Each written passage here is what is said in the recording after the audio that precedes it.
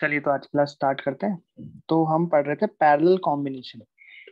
तो parallel combination बड़ा ही आसान है। कैसे कि हमें पहले करंट निकाल लेनी है दोनों की, जैसे हमने टाइप 1 में सीखा था, फिर दोनों को जोड़ना है। अब जोड़ने के लिए हमने दो तरीके से कर सकते हैं जोड़ना। एक तो simple I1 plus I2 mathematical function है, ट्रिग्नोमेट्रिक इक्वेशन है, जोड़ दिया। और या दूसरा तरीका है इनको जोड़ने का, इस तरह से फेजर बना के हम इनको जोड़ सकते हैं। ठीक है। तो एक क्वेश्चन मैं करता हूँ, इसमें मैं आपको वैल्यूज देता हूँ, रैंडम वैल्यूज दूंगा। हो सकता है आंसर अच्छा है, हो सकता है गलत आए, लेकिन मतलब ऊट पटांग आंसर है, बट आप करके दिखाओ उसको और देखो कि किस तरीके से हम इस क्वेश्चन को कर सकते हैं। तो ये क्वेश्चन है, बस आपको इतना बताना है कि जो ये करंट होगी यहाँ से जो करंट आई जाएगी उसकी मैक्सिमम वैल्यू बस आपको बतानी है। इक्वेशन इक्वेशन नहीं बतानी है, बस इसकी मैक्सिमम वैल्यू कितनी होगी ये आपको बतानी है।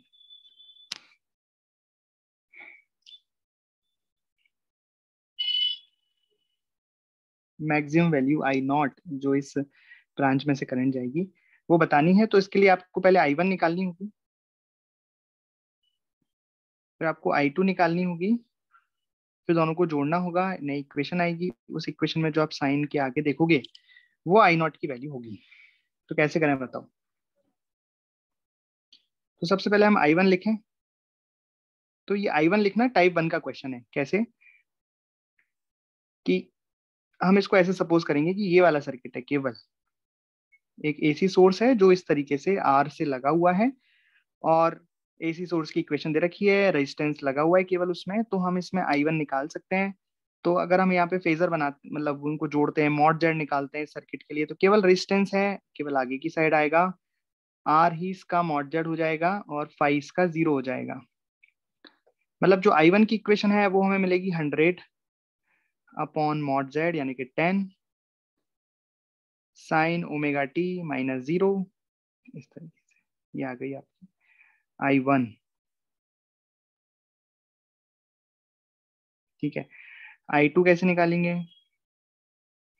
इसमें I2 में देख रहे हैं हम XC लगा हुआ है, XC लगा हुआ, इसका फेजर बनाएंगे तो नीचे आएगा XC, बट ये अकेला ही है, XC अकेला ही है, तो इसका फेस तो हो जाएगा -90 डिग्री या -π/2, बट मॉड जेड इसका XC ही आ जाएगा क्योंकि अकेला ही लगा है। तो रिजल्टेंट निकालेंगे तो अकेला वेक्टर का रिजल्टेंट वही आएगा।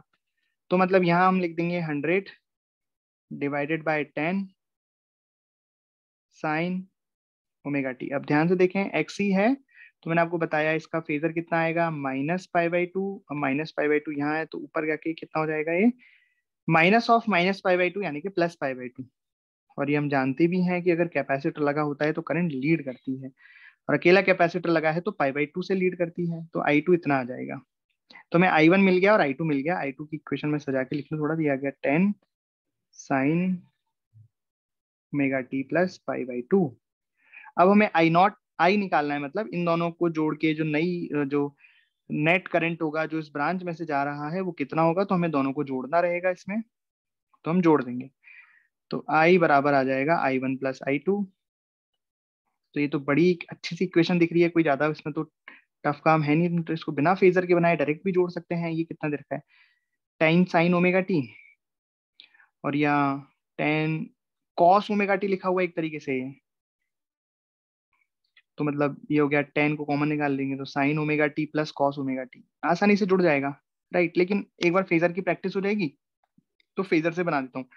तो I1 को ड्रॉ करना रहेगा मुझे, तो इसके पास तो कोई एंगल है नहीं, तो ओमेगा टी को मैं इस तरीके से ड्रॉ कर देता हूँ। ये रेफरेंस मैंने ओमेगा टी ले लिया और ये वैल्यू आ गई 10। तो देखो I1 को ड्रॉ किया है तो यहाँ पे ओमेगा टी को रेफरेंस लिया, तो ये एंगल ओमेगा टी हो गया और इसका जो मैग्नीट्यूड है वो यहाँ लिख दिया। अब I2 को ड्रॉ करूंगा तो ये ओमेगा टी प्लस π/2 है, तो मतलब ओमेगा टी जो रेफरेंस है उससे π/2 ऊपर, तो ये ऐसे हो गया π/2 ऊपर, और इसका भी मैग्नीट्यूड 10 है। यानी कि अब दो वेक्टर हैं जो एक दूसरे के परपेंडिकुलर हैं, तो जो रिजल्टेंट वेक्टर होगा वो रिजल्टेंट वेक्टर कुछ इस तरीके से होगा, जिसकी वैल्यू 10√2 आएगी और जिसका ये वाला एंगल 45 डिग्री आएगा। यानी कि अगर मैं करंट की जो आई है उसकी इक्वेशन लिखूंगा तो कैसे लिखूंगा, देखो मैग्नीट्यूड तो हो जाएगा 10√2 साइन अच्छा, ये जो वेक्टर है वो रेफरेंस से कितने एंगल पे है, π/4, तो इसकी इक्वेशन रहेगी साइन ओमेगा टी प्लस π/4 यानी 45 डिग्री। ये आंसर आ जाएगा। लेकिन हमसे क्या पूछा था, आई नॉट यानी कि जो करंट होगी उसकी मैक्सिमम वैल्यू पूछी थी, तो आई नॉट यानी कि ये वाली चीज हमारा आंसर है। तो इस तरीके से सिंपल होता है। अननोन में करते हैं तो बड़ा बड़ा लगता है, बट ऐसा कुछ खास है नहीं, सिंपल ही है। ठीक है, इस तरीके से टाइप 4 वाले सवाल, इसमें पैरेलल कॉम्बिनेशन आता है। तो ठीक, इसके बाद आता है रेजोनेंस। अब रेजोनेंस में भी दो केसेस बनते हैं वैसे तो, एक तो सीरीज रेजोनेंस एंड एक parallel resonance, but series resonance ज्यादा मतलब हमारे पूछने रहता है, हम उसको ज्यादा पढ़ते हैं।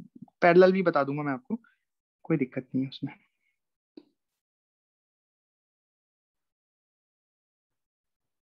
रेजोनेंस सर्किट, अभी हम बात करें सीरीज वाले रेजोनेंस की।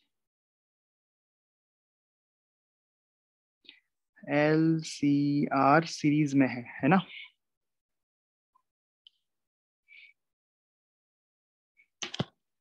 तो रेजोनेंस हमें कब मिलता है मैं बताता हूँ। रेजोनेंस का मतलब है, देखो सर्किट ड्रॉ कर लेते हैं पहले, कि सपोज इंडक्टर लगा दिया, कैपेसिटर लगा दिया और एक रेजिस्टेंस लगा दिया। रेजिस्टेंस को हमने एक इस तरह से एसी सोर्स लगा दिया। यहाँ पे LCR तीनों किसमें, सीरीज में। इसकी ये हो गया L, ये C और ये R, है ना। और यहाँ पे हमें जो दिया हुआ है एसी सोर्स, इसकी इक्वेशन भी दी हुई है। इसकी इक्वेशन सपोज दी हुई है V बराबर V0 साइन ओमेगा टी, ये इसकी इक्वेशन दी गई है। ठीक, अगर हम इसमें इसका Z निकालें, इम्पिडेंस निकाले, प्रतिघात निकाले, तो Z कितना आएगा, ड्रॉ करेंगे, बट डायरेक्ट फॉर्मूला ही पता है, अब तो इतने बड़े हो गए हम कि हम डायरेक्ट लिख सकते हैं। तो ये आ जाएगा R² plus XL minus XC का होल स्क्वायर। ठीक है, तो एट रेजोनेंस क्या होता है कि Z मिनिमम हो जाता है, Z हो जाता है मिनिमम। और अच्छा, Z को मिनिमम कर देते हैं, तो व्हेन Z मिनिमम। ठीक है, तो देखो एक सेकेंड, ये इसमें वैल्यू भी डाल देता हूँ Z की।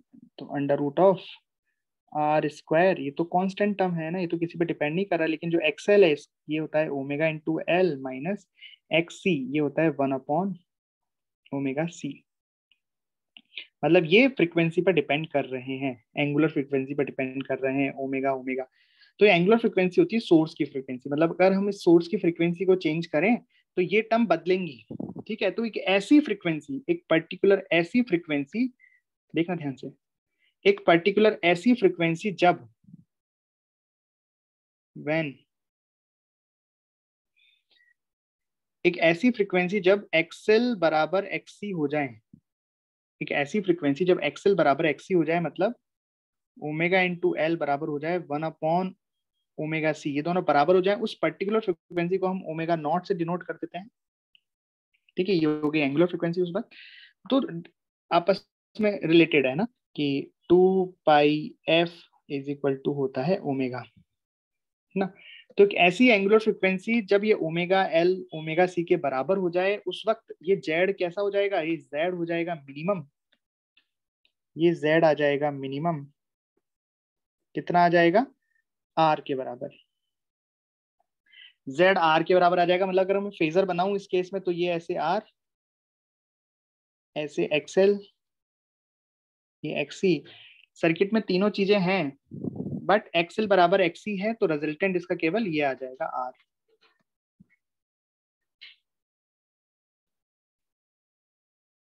और फाई कितना हो जाएगा सर्किट का, 0 डिग्री। तो इस केस में जेड मिनिमम हो जाता है। आई बात समझ में। जेड, तो जेड किस पे डिपेंड कर रहा है, अगर हम जेड का ओमेगा के साथ एंगुलर फ्रीक्वेंसी के साथ ग्राफ बनाए तो बना सकते हैं, बिल्कुल बना सकते हैं। जेड का एंगुलर फ्रीक्वेंसी के साथ अगर हम ग्राफ बनाए तो हमें समझ में आ रहा है कि ये इस पे चेंज हो रहा है, तो एक पर्टिकुलर ओमेगा है जिस पर ये मिनिमम हो जाएगा। उससे आगे बढ़ेंगे तो जेड बढ़ेगा, उससे पीछे जाएंगे तो जेड कम होगा। तो मैं यहाँ पे ग्राफ भी बना देता हूँ हाथ के हाथ। जेड का ग्राफ हम बना रहे हैं ओमेगा के साथ। एंगुलर फ्रीक्वेंसी के साथ। तो जो ग्राफ आएगा वो कैसा आएगा, ग्राफ कुछ ऐसा आएगा।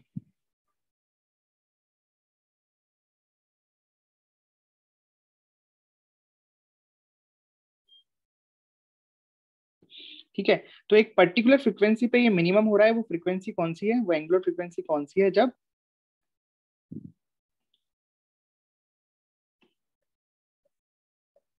तो एक पर्टिकुलर फ्रीक्वेंसी पे ये मिनिमम हो रहा है ना, दिख रहा है यहाँ पे मिनिमम। तो एक पर्टिकुलर फ्रीक्वेंसी पर ये जेड हो गया मिनिमम।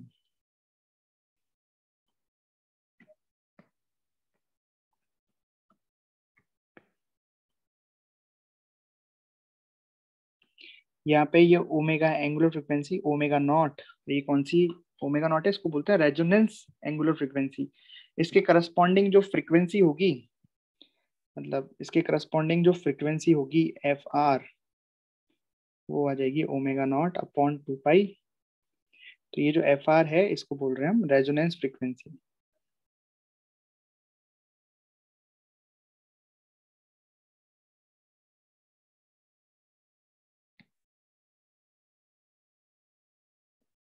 ये इस तरीके से रेजोनेंस फ्रीक्वेंसी।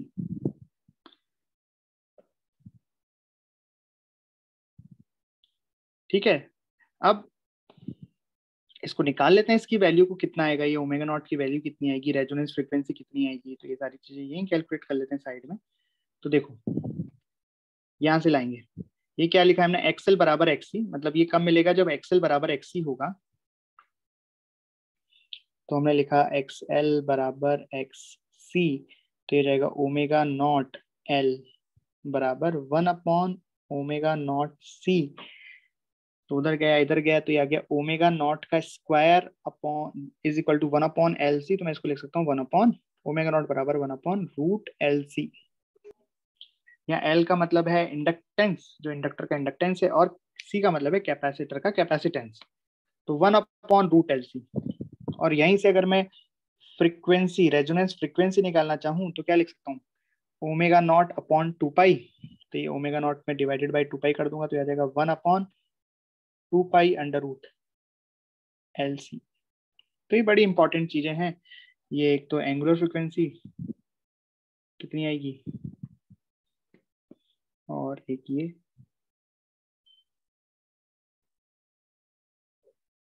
इस तरीके से।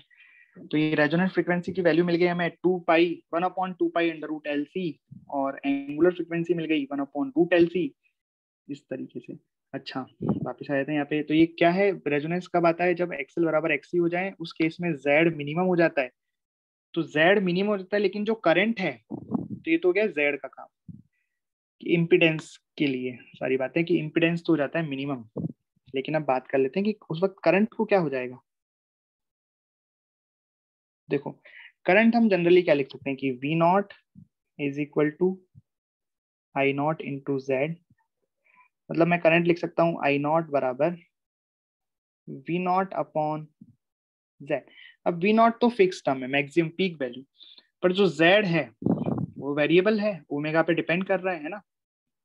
मतलब यहाँ तो मैं केवल रिलेशन ही समझाना चाह रहा हूँ कि अगर जेड कम होएगा तो करंट बढ़ेगा, राइट।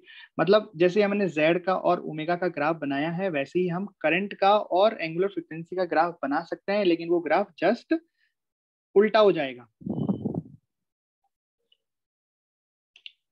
राइट। हम क्या कर रहे हैं, देखो इसमें ओमेगा को चेंज कर रहे हैं, L C R as it is है, या ओमेगा को हम चेंज करते जा रहे हैं, ये इक्वेशन सेम है, बस ये एंगुलर फ्रीक्वेंसी को हम बदल रहे हैं। तो एंगुलर फ्रीक्वेंसी बदलेगा तो जेड भी बदलेगा, और जेड का ग्राफ ऐसा है कि जैसे जैसे एंगुलर फ्रीक्वेंसी बढ़ती जाती है जेड कम होता जाता है, कहाँ तक, रेजोनेंस तक, उसके बाद फिर जेड वापस से बढ़ता जाता है। तो जो करंट होगा उसका ग्राफ कुछ इस तरीके से होगा, इस तरीके से। मतलब करंट बढ़ता जाएगा, कब तक बढ़ता जाएगा करंट, रेजोनेंस फ्रीक्वेंसी तक करंट बढ़ता जाएगा, रेजोनेंस फ्रीक्वेंसी पे करंट मैक्सिमम होगा, और उसके बाद वो कम होता जाएगा। तो यहाँ पे इस तरह का ग्राफ मिल जाएगा हमें करंट का ओमेगा के साथ, ठीक है। तो ये मैंने आपको बस इसलिए बताया था कि ये इसके इन्वर्सली प्रोपोर्शनल होती है, करंट के उल्टा वेरी करेगा, ठीक है। मतलब जेड कम होता जाएगा तो करंट बढ़ती जाएगी। अगर रेजोनेंस में हम करंट निकालेंगे सर्किट का तो कितना आएगा?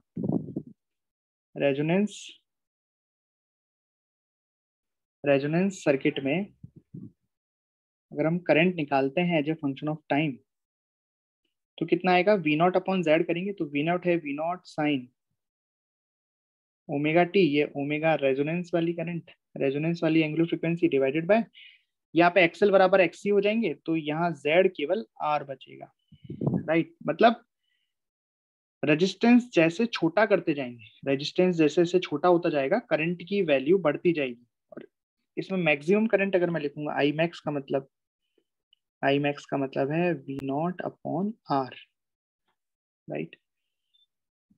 ये जो मैंने आई मैक्स लिखी है यहाँ पे, आई मैक्स का मतलब है रेजोनेंस फ्रीक्वेंसी पर आई मैक्स कितना आएगा? V naught upon R. यहाँ पे अगर आर की वैल्यू को हम छोटा करते जाएं, छोटा करते जाएं तो ये करंट ऊपर बढ़ता जाएगा, बढ़ता जाएगा। मतलब ये ग्राफ कुछ ऐसा होता जाएगा, ऐसा, और ऊपर और ऊपर और ऊपर। और जो रेजिस्टेंस है लगभग जीरो हो जाए, अगर रेजिस्टेंस लगभग जीरो हो जाए तो ग्राफ कुछ ऐसा हो जाएगा। मतलब करंट की वैल्यू यहाँ पे ऐसे इंफिनिटी हो जाएगी, इस तरीके से ग्राफ हो जाएगा। कब? जब रेजिस्टेंस टेंस टू जीरो हो जाएगा, राइट। तो जो मैक्सिमम करंट है वो कितनी हो जाएगी? इन्फिनिटी को टेंड करेगी वो, ठीक है। तो ये करंट का ओमेगा के साथ ग्राफ हो गया, एंगुलर फ्रीक्वेंसी के साथ ग्राफ। तो आर एक्सी और एक्सएल के ग्राफ बना लेते हैं अपन, किसके साथ?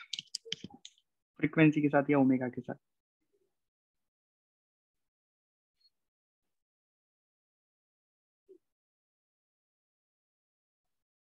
देखो फॉर्मूले तो हमें पता है, आर तो कांस्टेंट रहेगा, फ्रीक्वेंसी पे आर का कोई फर्क नहीं पड़ेगा। ये रेजिस्टेंस का ग्राफ हो गया। और एक्सएल बराबर होता है ओमेगा इंटू एल। तो एल कांस्टेंट है, लेकिन जैसे जैसे एंगुलर फ्रीक्वेंसी बढ़ती जाएगी एक्सएल बढ़ता जाएगा, राइट। तो इसका ग्राफ इस तरीके से हो गया, स्ट्रेट लाइन समथिंग ऐसा। तो ये आर का ग्राफ, ये एक्सएल का ग्राफ, और एक्ससी का ये है 1/ओमेगा सी। मतलब ओमेगा जब जीरो है तो ये ऐसे इन्फिनिटी को टेंड करेगा, और इस तरीके से ऐसे ऐसे ऐसे होता जाएगा। तो ये ग्राफ कुछ ऐसे बन जाएगा,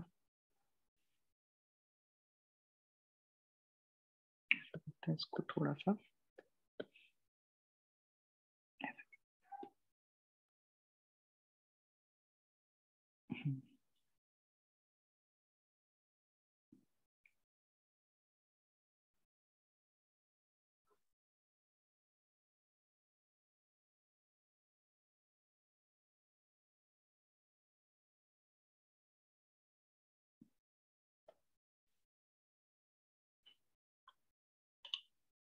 तो ये ग्राफ हो गया एक्ससी का, ठीक है।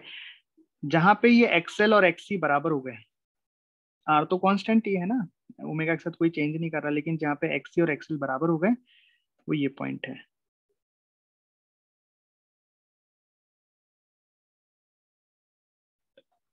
ठीक। अच्छा इसमें एक चीज और देख लो कि, सोचो कि ओमेगा से पहले, मतलब ये रेजोनेंस की जो एंगुलर फ्रीक्वेंसी आई है, इससे पहले कौन ज्यादा इफेक्टिव है? देखो अगर हम एंगुलर फ्रीक्वेंसी से पहले रहें, पहले की फ्रीक्वेंसी की बात करें, तो आर की वैल्यू तो वही है, लेकिन यहाँ पे एक्स ही बड़ा रहेगा, राइट। एक्स ही बड़ा रहेगा किससे? एक्सएल से। मतलब सर्किट में अगर हम एंगुलर फ्रीक्वेंसी को रेजोनेंस फ्रीक्वेंसी से कम रखें, बाकी सारी चीजें सेम रखें, इंडक्टर की वैल्यू, कैपेसिटर की वैल्यू, आर की वैल्यू, है ना, बाकी और V naught sine omega T, बस ये ओमेगा को हम चेंज कर रहे हैं। तो इफ सपोज ये जो ओमेगा वन है वो छोटा है ओमेगा नॉट से, मतलब एंगुलर फ्रीक्वेंसी छोटी है रेजोनेंस की एंगुलर फ्रीक्वेंसी से, मतलब मैं कह सकता हूँ कि F one is less than F R. तो कौन ज्यादा इफेक्टिव होगा? एक्स सी इफेक्टिव होगा सर्किट में एक्सएल के कंपैरिजन में, राइट। इसका मतलब आई नॉट लीड करेगा, करंट लीड करेगा, आई लीड करेगा, ठीक। और अगर ओमेगा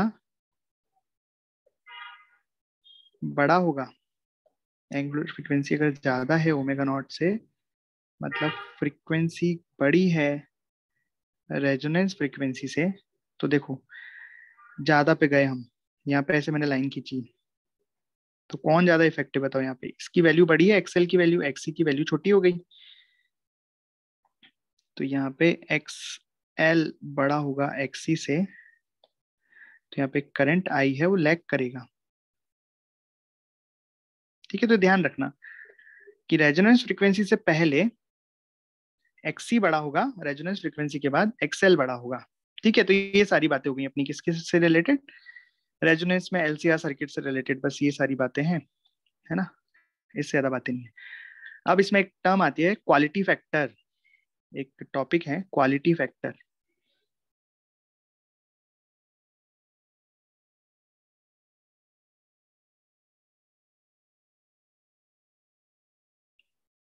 क्यू से हम इसको डिनोट करते हैं क्वालिटी फैक्टर। ठीक है, क्वालिटी फैक्टर का फॉर्मूला होता है resonance frequency divided bye, quality factor का फॉर्मूला होता है ओमेगा नॉट अपॉन, मतलब एंगुलर रेजोनेंस वाली angular frequency divided bye bandwidth.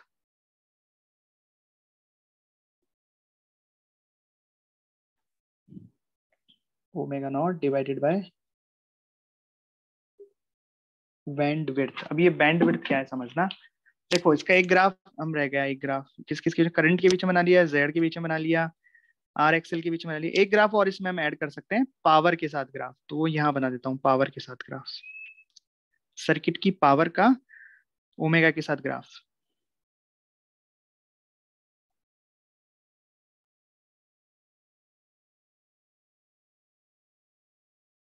ठीक है, यहाँ हम लिख रहे हैं पावर, यहाँ लिख रहे हैं ओमेगा। अब पावर की इक्वेशन क्या लिख सकते हैं, तो ये जो पावर है, पावर की इक्वेशन होती है ई नॉट, याद करो I nought divided by 2 into cos phi, इस तरीके से होती है ना, या एक मैंने बनाई थी आई के टर्म में आपको बताई थी, चेंज करके कुछ ऐसी आई थी, आई आर एम एस का स्क्वायर इंटू आर, इस तरीके से कुछ बताई थी। मतलब यहाँ से देखने में लग रहा है कि जो शेप करंट की रही, आर तो कांस्टेंट रहेगा, आई आर एम एस नहीं लिखना चाहो तो आप आई नॉट लिख लो, आई नॉट का स्क्वायर बाई 2, राइट। कैसे आया ये, वो आ जाएगा चेंज करके, कॉस फाइव को आर अपॉन मॉड जेड करके, ई को लिख दोगे आप आई अपॉन आई इंटू जेड करके, कट कट के आ जाएगा। तो मतलब यहाँ पे आप देख रहे हो कि जो पावर है वो बेसिकली करंट जैसा ही ग्राफ बनेगा उसका, मतलब करंट क्या थी पहले, ज्यादा थी, फिर जैसे ओमेगा होता जा रहा है वैसे वैसे बढ़ती जा रही है, फिर कम होती जा रही है, तो पावर भी सर्किट की ऐसी ही रहेगी, पहले बढ़ेगी और फिर कम होगी। तो उसका ग्राफ भी हम ऐसे ही बना देते हैं, पहले बढ़ेगी इस तरीके से और फिर कम हो जाएगी इस तरीके से। ठीक है, अब रफी बना दिया मैंने ग्राफ, कोई दिक्कत नहीं है। अब यहाँ पे आप देखोगे कि जहाँ पे पावर मैक्सिमम है that is the omega naught, और ये है पावर की मैक्सिमम वैल्यू।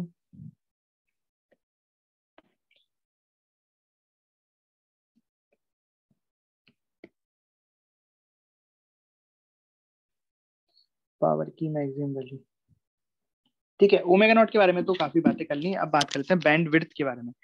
ये बैंड विड्थ क्या है, तो मतलब एक तरीके से ये है कि जब तक हमें वो सिग्नल मिलता रहेगा, पुराने जमाने में हमने वो रेडियो देखे थे ना जिसमें हम नॉब घुमा के एडजस्ट करते थे, तो एक पर्टिकुलर फिक्स पॉइंट पर अच्छे से सिग्नल पकड़ता था, लेकिन हमने देखा था कि थोड़ी देर पहले से ही वो सिग्नल पकड़ना स्टार्ट कर देता, हल्के हल्के गाने की आवाज आने स्टार्ट कर देती थी और थोड़ी देर बाद तक रहती थी।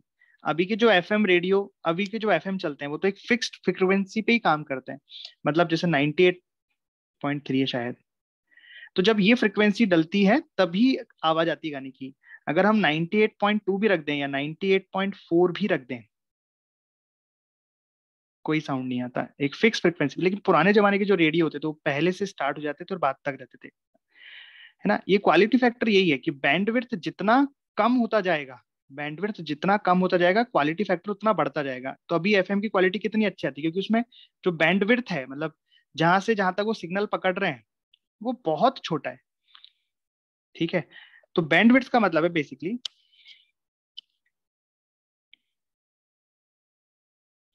जहां पे आधी पावर रहती है, समझ रहे हो, जहां पे आधी पावर रहती है उस पॉइंट से, ये से यहाँ पे आधी पावर है, मैक्सिमम पावर की आधी पावर। तो यहाँ पे हमें आधी पावर मिली इस पॉइंट पर, और इस पॉइंट पर भी हमें आधी पावर मिली। ठीक है, इसको हम क्या बोल देंगे, इसको हम बोल देंगे omega naught minus delta omega, omega naught minus delta omega, और इस पॉइंट को अपन बोल देंगे omega naught plus delta omega, मतलब बेसिकली डेल्टा ओमेगा ये है। ठीक है, तो इसका मतलब बैंड विड्थ हम कितनी लिख सकते हैं, बैंड विड्थ यहां से यहां तक की डिस्टेंस कितनी हो गई, यहां से यहां तक की डिस्टेंस 2 डेल्टा ओमेगा, ये बैंडविड्थ है। तो बैंडविड्थ वो पॉइंट है जहां पे पावर आधी होती है अपने मैक्सिमम की, पी मैक्सिमम डिवाइडेड बाय 2, ऐसा। ठीक है, और मैक्सिमम पावर हम कैसे निकाल सकते हैं, देखो आई मैक्सिमम मैंने आपको बताया था, ये रहा आई मैक्सिमम, ये रहा आई मैक्सिमम को आप वहां पे रखोगे तो आपको पावर की मैक्सिमम वैल्यू मिल जाएगी। ठीक, समझ लो इसको। देखो आई मैक्सिमम कितना है, वी नॉट अपॉन आर, तो चलिए पावर मैक्सिमम में लिख देता हूँ, पावर मैक्सिमम बराबर आई नॉट कितना था, वी नॉट है ना, तो यहाँ लिख दूंगा वी नॉट अपॉन आर का स्क्वायर 2 इंटू आर। कितना आया ये पावर मैक्सिमम, वी नॉट का स्क्वायर आर स्क्वायर एक अपॉन 2 आर, ये पावर मैक्सिमम आया। ठीक है, अब थोड़ी सी वो डेरिवेशन है, आप उसको नहीं कर रहे हैं अपन, वो डेरिवेशन बस इतना है कि ये 2 डेल्टा ओमेगा की वैल्यू निकालने का डेरिवेशन है। तो ये जो 2 डेल्टा ओमेगा आप देख रहे हो, बैंडविड्थ जो आप देख रहे हो बेसिकली, ये मैं डायरेक्ट लिख रहा हूँ, ये आता है आर अपॉन एल। ये बस मैंने डायरेक्ट लिखा, थोड़ी सी कैलकुलेशन है, कभी बोलोगे तो बता दूंगा, बल्कि किसी कोई खास जरूरत होती है नहीं। ठीक है, ये आ गए। तो अब क्वालिटी फैक्टर कितना आ जाएगा यहाँ से, क्वालिटी फैक्टर का फॉर्मूला है omega naught divided by bandwidth, है ना। तो यहाँ से हम क्वालिटी फैक्टर के फॉर्मूले बना रहे हैं अब कुछ, ओमेगा नॉट अपॉन बैंडविड्थ कितनी है, 2 डेल्टा ओमेगा। अब omega naught divide by 2 delta omega की जगह आर अपॉन एल, राइट। अब ओमेगा नॉट हम जानते हैं क्या होता है, ओमेगा नॉट होता है 1/√LC, यही होता है। तो ओमेगा नॉट की जगह हमने लग दिया 1/√LC।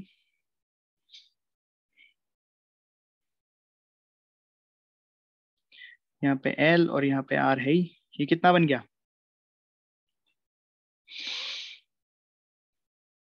अच्छा इसको तो रखते हैं, चलो इसका तो फॉर्मूला भी बनाते हैं, इसमें रख के एक एक और सुन लो। ये ओमेगा नॉट एल को मैं एक्सएल लिख सकता हूँ, ओमेगा नॉट एल को मैं एक्सएल लिख सकता हूँ। देखो ओमेगा नॉट एल को मैं एक्सएल लिख सकता हूँ कब, रेजोनेंस फ्रीक्वेंसी के समय, ओमेगा नॉट एल एक्सएल। अब अगर रेजोनेंस फ्रीक्वेंसी की बात है तो मतलब इसको मैं कह लेता हूँ XL from when resonance is occur, इसको छोटा छोटा मैं रेजोनेंस नॉट लिख देता हूँ, ये रेजोनेंस के टाइम की बात है ना, समझ गए।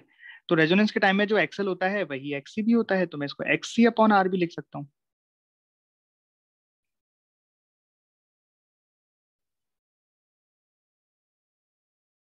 समझ गए, मतलब ये इतने सारे फॉर्मूले बनते जा रहे हैं इसके। अब यहाँ पे मैंने ओमेगा नॉट की वैल्यू रख दी 1/, अब नीचे आ जाओ, ये तो आगे की बात हो गई। ओमेगा नॉट की वैल्यू रख दी 1/√LC, तो क्या फॉर्मूला बना बताओ, रूट एल से एल गया तो ये कुछ आ गया 1/C, नहीं, 1/√C, 1/√LC/R। ठीक है, अब आगे तो बना लोगे आप, है ना।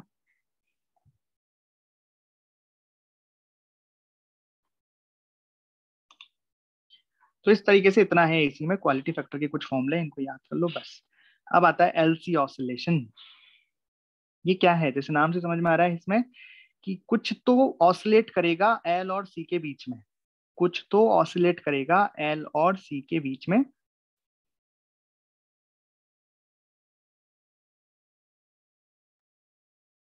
कुछ तो ऑसिलेट करेगा एल और सी के बीच में, है ना।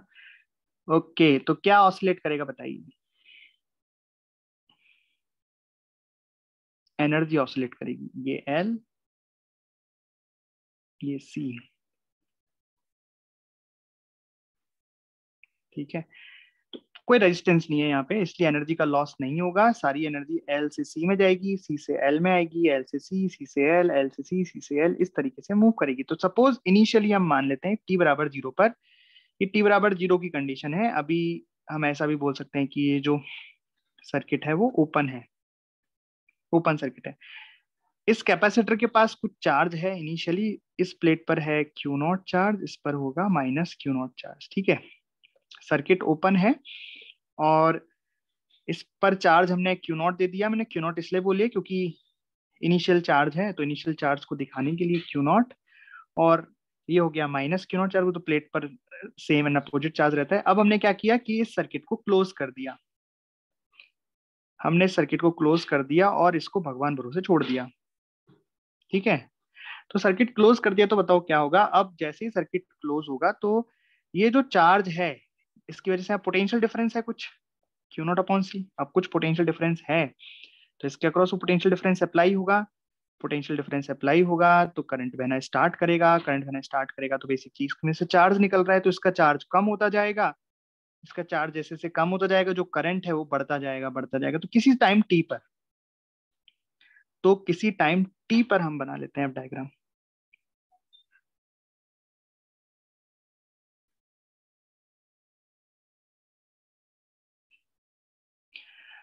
ये एल है, ये सी है, तो किसी टाइम टी की बात कर रहे हैं, ये है किसी टाइम टी पर डायग्राम।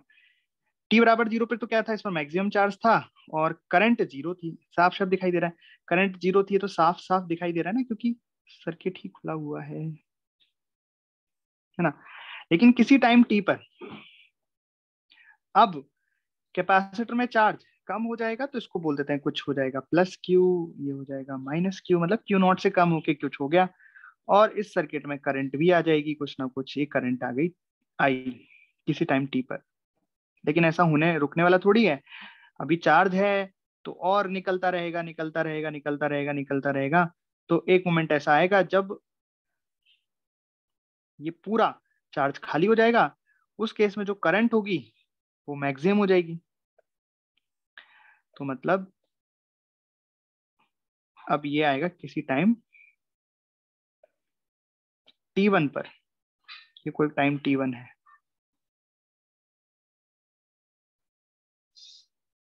तो ये L, ये C, ये कोई time T1।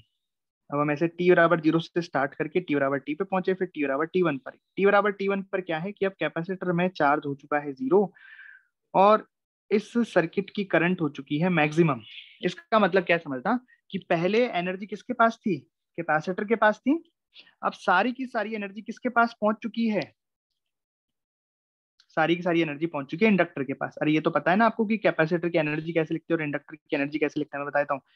Energy of capacitor लिखी जाती है Q²/2C से। कैपेसिटर की एनर्जी लिखी जाती है Q²/2C से, और इंडक्टर की एनर्जी लिखी जाती है ½ Li² से। तो इनिशियली आप देखोगे तो सारी की सारी एनर्जी किसके पास थी, कैपेसिटर के पास, क्योंकि करंट 0 था तो इसके पास कोई एनर्जी नहीं थी। लेकिन किसी टाइम टी के बाद इसमें से पूरा चार्ज खाली हो चुका है, मतलब इसकी एनर्जी खत्म हो चुकी है, सारी की सारी एनर्जी आई नॉट इसके पास आ चुकी है। लेकिन कार्यक्रम यहाँ रुकेगा नहीं, अब अपोजिट होता चलेगा, समझना। मतलब ये एक तरीके से हो गया, आधा चक्कर कंप्लीट हो गया। ऑसिलेशन का मतलब क्या था, पूरा चक्कर। पूरा चक्कर कब होगा, जब इधर गया और वापस यहीं पहुंच जाएगा, तो ये एक चक्कर कंप्लीट हो गया ना। तो एनर्जी लॉस तो हो नहीं रही है। तो अब क्या होगा, करंट आ गई, अब करंट अभी तो बह रही है, बहना स्टार्ट ही है, मतलब बंद थोड़ा ना हुई है। तो अब धीरे धीरे क्या होता जाएगा, इस पे चार्ज इकट्ठा होता जाएगा, समझ रहे हो, इस पे चार्ज इकट्ठा होता जाएगा और फिर ये स्टेट आ जाएगी, फिर कार्यक्रम लगातार चलता रहेगा तो करंट वापस से जीरो हो जाएगी, इस पे चार्ज मैक्सिमम आ जाएगा, तो इसलिए बोलते हैं इसको एलसी ऑसिलेशन। इसमें ऑसिलेशन होता है, इसमें ऑसिलेशन होता है चार्ज का, इसमें ऑसिलेशन होता है करंट का। अभी करंट कम जा, देखो पहले बढ़ती गई बढ़ती गई बढ़ती गई, फिर कम हो गई, चार्ज कम होता गया कम होता गया कम होता गया, फिर बढ़ गया, है ना। और एनर्जी का, एनर्जी इनिशियली कैपेसिटर पर मैक्सिमम थी, फिर मिनिमम हो गई, समझे। तो इनिशियली कैपेसिटर पर एनर्जी थी, फिर वो कम होती गई, फिर वो जीरो हो गई, फिर वो बढ़ी, फिर वो मैक्सिमम हो गई, तो ऑसिलेशन इसमें हो रहा है। तो इसलिए इसको बोलते हैं एलसी ऑसिलेशन। इसमें चार्ज का, करंट का और एनर्जी का ऑसिलेशन होता है। ठीक, अब कुछ बातें हैं जो इसमें आपको याद रखनी है कि चार्ज का जो ऑसिलेशन हो रहा है उसकी फ्रीक्वेंसी क्या है, करंट का जो ऑसिलेशन हो रहा है उसकी फ्रीक्वेंसी क्या है, एनर्जी का जो ऑसिलेशन हो रहा है उसकी फ्रीक्वेंसी क्या है, इस तरीके से। तो frequency of charge on capacitor या फिर frequency of current in the circuit वो सेम होती है, और ये फ्रीक्वेंसी होती है बराबर 1/2 पाई अंडर रूट LC के। ठीक है, ये फर्स्ट पॉइंट है कि फ्रीक्वेंसी ऑफ इलेक्ट्रिकल एनर्जी और मैग्नेटिक एनर्जी। इलेक्ट्रिकल एनर्जी किसको बोली है, जो ये U²/Q²/2C से हमने दिया है। मैग्नेटिक एनर्जी किसको होती है, हाफ एल आई स्क्वायर वाले को। तो इसकी जो फ्रीक्वेंसी होती है वो twice the frequency of charge और करंट। ये जो करंट की फ्रीक्वेंसी आई है, चार्ज की फ्रीक्वेंसी आई है, इससे दुगनी होती है। तो कितनी होगी, 1/π√LC। अब देखो इसको समझ सकते हैं हम, ऐसा क्यों है। देखो अभी यह जो आपने साइकिल देखा है, ये एनर्जी का तो हाफ साइकिल है, बट चार्ज का या करंट का ये 1/4 साइकिल है। क्यों, ऐसा क्यों हो रहा है, क्योंकि डायरेक्शन भी तो डिपेंड करेगी ना। देखो अभी जैसे अभी ये +Q0 है, ये ऐसे चला। अभी मैं किसकी बात कर रहा हूँ, पहले चार्ज का समझा रहा हूँ आपको। तो जैसे Q0 है, तो यहाँ पे जब पहुंचे तो यहाँ +Q हो गया, और यहाँ पे जब पहुंचे तो 0 हो गया। ठीक है, अब करंट इसमें ऐसे इधर आएगा, तो अब अगली बार जब चक्कर कटेगा तो इधर +Q हो जाएगा, इधर -Q हो जाएगा, मैक्सिमम में इधर +Q0 हो जाएगा, इधर -Q0 हो जाएगा। तो अभी पुराने वाले के सेम नहीं आया है ना। अब क्या होगा, अब इधर +Q है ना, ज्यादा चार्ज है, तो अब करंट उल्टा डायरेक्शन में बहेगा। करंट उल्टा डायरेक्शन में बहेगा तो इस तरह से, मतलब ये कम होएगा और फिर यहाँ 0 आएगा। उसके बाद फिर जब बढ़ेगा तब ये वापस से स्थिति आएगी। तो समझे, ये तो हो गया, मतलब ऐसा ऐसा ऐसा ऐसा, जब ये एक ऑसिलेशन कंप्लीट हुआ है। लेकिन एनर्जी की अगर बात करें, तो एनर्जी का तो बस इतना, और ये बस, ये एनर्जी का एक साइकिल कंप्लीट हो गया। क्योंकि यहाँ पे देखो कैपेसिटर की एनर्जी मैक्सिमम है। कैपेसिटर की एनर्जी के लिए इससे फर्क नहीं पड़ता कि किस प्लेट पर कैसा चार्ज है, कि भाई इधर इस प्लेट पर +Q है, इधर पर -Q है। जब घूम के आएंगे तो इस वाली प्लेट पर +Q, इस प्लेट पर -Q जाएगा, तो उसको कोई फर्क नहीं पड़ा। उसको तो मतलब है Q²/2C से। ठीक है, तो Q²/2C, तो हाँ भाई ये ऑसिलेशन कंप्लीट हो गया इसका। समझ में आया, मतलब याद रखने के लिए, बस समझने के लिए, ऐसा कुछ है, और कोई बड़ी बात नहीं है। तो फ्रीक्वेंसी ऑफ इलेक्ट्रिक एनर्जी होती है 2 टाइम्स, ट्वाइस ऑफ द इसकी, तो इसकी दुगनी कर दी, तो ये आ गया। थर्ड पॉइंट है इसमें,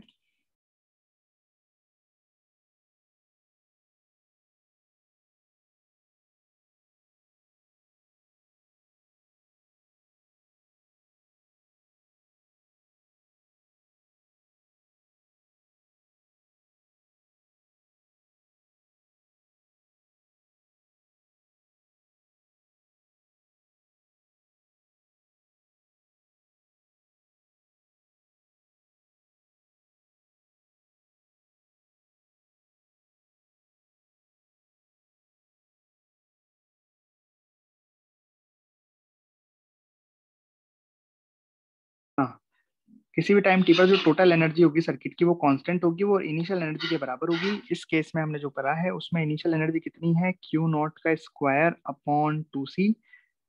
ठीक है, तो इनिशियल हो गई। किसी टाइम टी पर क्या लिख सकते हो आप, चार्ज है मान लो Q, तो Q²/2C प्लस करंट भी आ चुका है, तो ½ LI² किसी टाइम टी पर बराबर, ये इन तीनों केसेस की लिख रहा हूं मैं, इस केस की ये लिख दूंगा, भाई इसमें इसके पास तो है नहीं, इंडक्टर के पास तो जो भी है कैपेसिटर के पास है वो बराबर होगी। इस बार दोनों के पास एनर्जी है तो दोनों का जो सम होगा एनर्जी का वो, और इस केस में सिर्फ और सिर्फ इंडक्टर के पास है, कैपेसिटर के पास नहीं, इंडक्टर के पास। इंडक्टर के पास कितनी हो गई इस बार? हाफ एल आई नॉट का स्क्वायर। आई नॉट मैंने वहां छोटा लिखा है, आई नॉट का स्क्वायर इस तरीके से। ठीक है, मतलब किसी टाइम पे एनर्जी कांस्टेंट रहेगी और इस तरीके से हम लिख सकते हैं। तो ये हो गई जब एनर्जी सिर्फ और सिर्फ कैपेसिटर के पास थी, ये जब केवल इंडक्टर के पास थी, और ये जब दोनों के पास थी, कैपेसिटर पर क्यू के फॉर्म में रहेगी और इंडक्टर पर आई के फॉर्म में रहेगी। तो हम अब इक्वेशन बना लेते हैं भाई। चार्ज कम हो रहा है, बढ़ रहा है, ऑसिलेट कर रहा है, तो कुछ ना कुछ उसकी इक्वेशन तो बननी चाहिए। करंट भी बढ़ रहा है, कम हो रहा है, तो इक्वेशन बननी चाहिए, तो उसकी इक्वेशन बना लेते हैं। तो कंडीशन ले लेते हैं कि टी बराबर जीरो पर, जो हमने लेके चल रहे हैं वही, कि टी बराबर जीरो पर क्यू तो है क्यू नॉट और करंट है सर्किट में जीरो, राइट। तो एनर्जी लिख लेते हैं। तो किसी टाइम टी पर कैपेसिटर में चार्ज हो जाएगा क्यू, तो एनर्जी रहेगी क्यू स्क्वायर अपॉन टू सी, प्लस किसी टाइम टी पर करंट भी आ जाएगा कुछ ना कुछ, तो उसकी energy half L I square, लेकिन ये किसके बराबर होगी?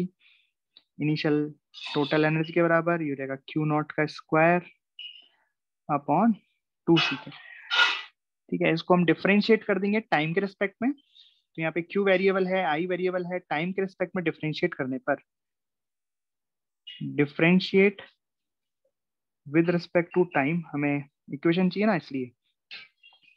तो ये हो गया two Q upon two C D Q upon D two, D Q upon D T, plus ये हो गया टू एल अपॉन, टू आ गया सिर्फ नीचे, टू एल आई, हाँ, D I upon D T बराबर, ये चीज तो कांस्टेंट है, ये हो जाएगी जीरो। यहाँ से टू से टू गया, टू से टू गया, D Q upon D T को आई लिख दिया, ये Q upon C into I, तो डायरेक्ट लिख रहा हूँ Q upon C into I plus L I D I by D T is equal to zero. यहाँ से D I by D T अगर मैं देखूँ तो कितना बन गया? D I by D T, देखो ये इस आई से ये आई गया, तो D I by D T बना माइनस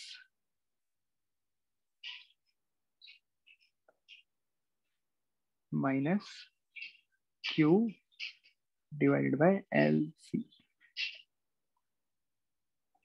ठीक है, समझ में आ गया ना? इसको तो ले गए, माइनस हो गया क्यू अपन एल सी। अब इसको करना है हमें इंटीग्रेट। तो अगर हमें चाहिए चार्ज की इक्वेशन और करंट दोनों की इक्वेशन चाहिए हमें, तो D I by D T को अपन क्या लिख सकते हैं? D I by D T को अपन लिख सकते हैं भाई, करंट कितना होता है? D Q upon D T. ठीक है, और एक और बार डिफरेंशिएट कर रहे हैं हम करंट को, तो इसको हम लिख सकते हैं double differentiation of Q upon D T. तो D I by D T को हम लिख सकते हैं double differentiation of Q with respect to time, minus इधर आ जाएगा तो plus Q upon L C बराबर जीरो। और अगर एक इस इक्वेशन को देखोगे तो ये इक्वेशन एसएचएम में भी आपने देखी होगी। जब आप एसएचएम पढ़ते हो तो ये इक्वेशन आप देखते हो, डबल डिग्री डिफरेंशियल इक्वेशन है। एसएचएम में कैसे बनती है इक्वेशन वो भी बताता हूँ, D square x upon D T square plus यहाँ पे आप ओमेगा स्क्वायर एक्स बराबर जीरो। इस तरीके से आप इक्वेशन देखते हो। तभी तो हमने यहाँ पे इसको कंपेयर करके ओमेगा इसकी एंगुलर फ्रीक्वेंसी निकाल ली थी। देखो यहाँ पे ओमेगा स्क्वायर की जगह क्या लिखा हुआ है यहाँ पे, देखो यहाँ एक्स का फंक्शन है, एक्स में इक्वेशन, क्यू का फंक्शन है, क्यू की इक्वेशन, ओमेगा स्क्वायर की जगह लिखा हुआ है एल सी, तो यहाँ पे हमने ओमेगा स्क्वायर लिख दिया वन अपॉन एल सी, तो ओमेगा कितना आ गया? One upon root L C. और तभी तो मैंने इसकी फ्रीक्वेंसी, ये चार्ज की इक्वेशन है तो चार्ज की फ्रीक्वेंसी कितनी लिख दी थी? One upon two pi root L C, ये ऊपर फर्स्ट पॉइंट में। तो बता दिया मैंने फर्स्ट पॉइंट में डेरिवेशन कैसा आया, फिर से ट्वाइस कैसे हुई वो भी मैंने समझा दिया, एनर्जी किसी टाइम पे कांस्टेंट होगी ये भी समझा दिया। ये इक्वेशन बन गई एसएचएम की, और इसको हम सॉल्व नहीं करते हैं, हमारे सिलेबस में नहीं है, हम सीधा सॉल्यूशन लिखते हैं। सॉल्यूशन आएगा क्यू बराबर क्यू नॉट साइन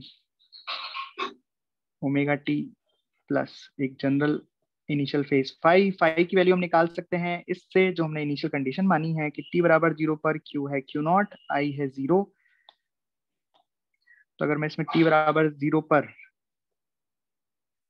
q की वैल्यू को q0 रखूंगा तो रखू कितना आ रहा है, ये आ रहा है साइन t बराबर 0 तो साइन फाई बराबर 1। तो फाई की वैल्यू आ रही है π/2। तो चार्ज की जनरल इक्वेशन आ गई q0 sign omega T plus π/2। ये भी आप याद रख सकते हो इस तरीके से। ये हो गया एलसी ऑसिलेशन। अब करंट की इक्वेशन निकालनी है तो क्यू को डिफरेंशिएट कर दो, करंट की इक्वेशन आ जाएगी, वो कोई बड़ी बात नहीं। करंट की इक्वेशन निकालनी है तो क्या लिखते हैं, D Q upon D T. कितना आ गया, q0 ओमेगा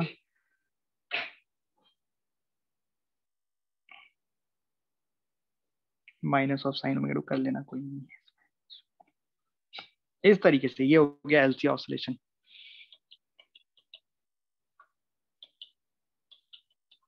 ठीक है, तो एलसी ऑसिलेशन के बारे में ये वाली चीजें याद रखना। मतलब बस ये 3 पॉइंट ही है मेन, तो मैंने स्टार्टिंग में इसलिए लिख दिए 3 पॉइंट है मेन।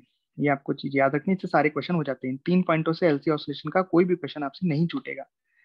राइट, ये तो बाद में मैंने बस डेरिवेशन करके दिखा दिया कि कैसे हमने इक्वेशन प्रूफ की और कैसे ओमेगा की वैल्यू और फ्रीक्वेंसी की वैल्यू हमने निकाल ली। ये डेरिवेशन है छोटा सा। चलिए, तो आज हम इतना ही रखते हैं, फिर आप इसके क्वेश्चंस करो, डाउट पूछो।